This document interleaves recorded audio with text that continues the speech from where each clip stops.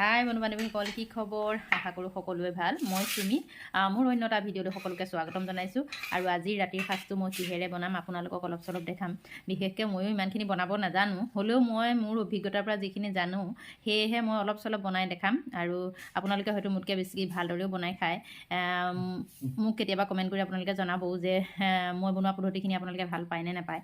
তেতিয়া ময়ো জানিম যে মই বনোৱা পদ্ধতিটোৰ লগত আপোনালোকতো নিমিলিবও পাৰে, বা মই নোৱাৰাখিনি আপোনালোকৰ পৰা শিকি পেলাই বনাম। কিন্তু মই যিখিনি জানিছোঁ সেই বিষয়ে অলপ চলপ আপোনালোকক দেখাম, আৰু ভিডিঅ'টো শেষলৈকে চাই থাকিব।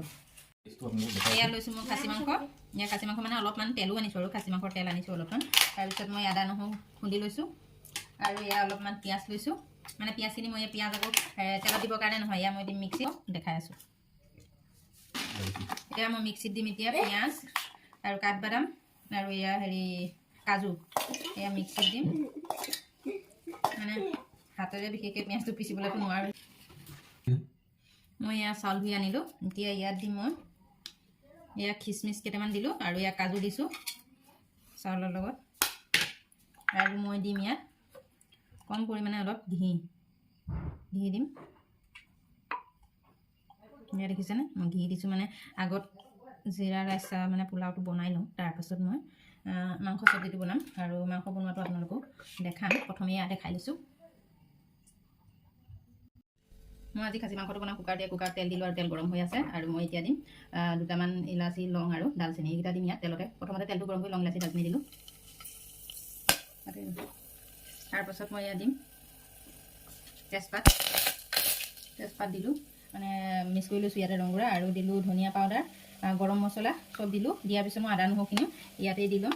যিহেতু গুড়ি থৈছিলোঁ, আদা নহৰু ইয়াতে দিম। ইয়াতে মিক্স কৰিলোঁ, অলপ গৰম পানী দিছোঁ আৰু ইয়াত। আৰু যিহেতু মই ইফালে মছলাখিনি ফ্ৰাই হৈয়ে আছে, ইয়াত যি মই পিঁয়াজ দিছোঁ আৰু কাঠবাদাম, আৰু ইয়াতে মই এতিয়া এই মছলা গুড়াখিনি মিক্স কৰি ইয়াতে দিম। ৰংগুড়াও দি দিছোঁ ইয়াতে, মই নিমখ দিয়া নাই, দিমহে। এইখিনি অলপ ভালদৰে ভাজি ল'ম মছলাখিনি।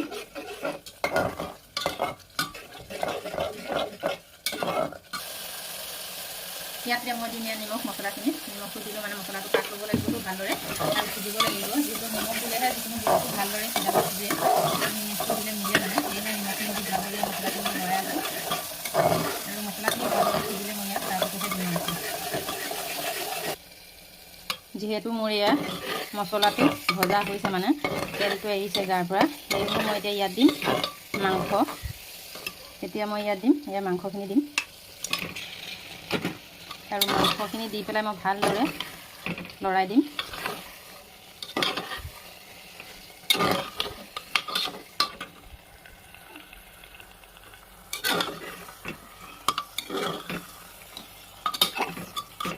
মই ভালদৰে মাংসটো লৰাই দিলোঁ। মই মাংসটো এতিয়া ভালদৰে ভাজি ল'ম, মানে ফ্ৰাই কৰিম। তাৰপাছতহে মই কুকাৰত ঢাকনি মাৰিম। এতিয়া মই ইয়াৰ মাংসটো যিহেতু অলপ চলপ সিজিছেই, তেল এৰাইছে, আৰু মই এতিয়া দিম ইয়াতে বিলাহীটো মানে মিক্সিত নিদিলোঁ, সেয়েহে মই এতিয়া ইয়াতে দিছোঁ আৰু মাংসৰ লগতে। আৰু মই ইয়াত দিম মই কেইটুকুৰমান চৰ্বি আনিছিলোঁ, এই চৰ্বিকেইটুকু যিহেতু নগলে ন, এইকেইটুকু ওপৰতে ওলাই থাকিব। কুকাৰত মানে ভালদৰে চব্জিটো ল'ম, তাৰপিছত কুকাৰ ঢাকনা মাৰি দিম সিজিবৰ কাৰণে। সেয়া মই ভালকৈ চৰ্বি আৰু বিলাহী দিলোঁ, আৰু লৰাই মানে মই এতিয়া কমটি গেছত অলপ দেৰি ভাপত দি থওঁ, মানে সিজাম অলপ দেৰি।